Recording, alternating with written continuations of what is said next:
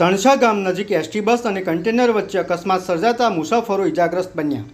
જાણવા મળતી માહિતી મુજબ ભરૂચથી જંબુસર તરફ આવતી એસટી બસને આજરોજ સવારે 11 કલાકે તણછા ગામ નજીક એક કન્ટેનર ચાલકે સામેથી જોરદાર ટક્કર મારતા ભયંકર અકસ્માત સર્જાયો હતો, જેમાં બસમાં સવાર 7થી વધુ મુસાફરોને હાથમાં, પગમાં, દાંતમાં, મોઢામાં તેમજ માથામાં નાની મોટી ઇજાઓ થઈ હતી, તેમજ એસટી બસ અને કન્ટેનર ચાલકને ગંભીર ઇજાઓ પહોંચી હતી। અકસ્માતને પગલે ટ્રાફિક જામ થઈ જતાં આમોદ પોલીસે ઘટના સ્થળે પહોંચી ટ્રાફિક હળવો કર્યો હતો। બસમાં ઇજાગ્રસ્ત બનેલા મુસાફરોને 108 મારફતે આમોદ સામૂહિક આરોગ્ય કેન્દ્ર ખાતે લઈ જવામાં આવ્યા હતા, જ્યાં પ્રાથમિક સારવાર આપ્યા બાદ કેટલાક ઇજાગ્રસ્તોને ભરૂચ રિફર કરવામાં આવ્યા હતા। એસટી બસના કંડક્ટરે જણાવ્યું હતું કે અમારી બસ અમારી લાઇન ઉપર ચાલી રહી હતી ત્યારે સામેથી આવતા કન્ટેનરના ચાલકે બસને ટક્કર મારી હતી। ડ્રાઈવરની સમય સૂચકતાથી મોટો અકસ્માત થતાં રહી ગયો હતો। જો કે બસના ડ્રાઈવરને પણ ડાબા પગમાં ફ્રેક્ચર થયું હતું। કન્ટેનરનો ચાલક નશો કરેલી હાલતમાં હતો।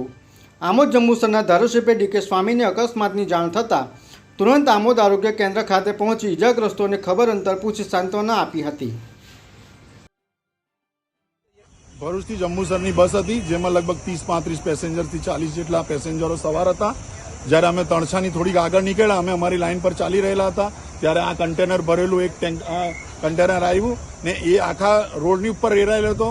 અમારા ડ્રાઈવરે બહુ બચાવ કરીને એને સાઈડ પર લેવાની કોશિશ કરી, તેમ છતાં બી તે ડ્રંક હતો, એને ડાયરેક્ટ જ અમારી ઉપર ગાડી મારી દીધી। મારા ડ્રાઈવરની સમય સૂચકતાથી આજે અડધી બસના પેસેન્જરો બચી ગયેલા છે એવું સમજો સાહેબજી।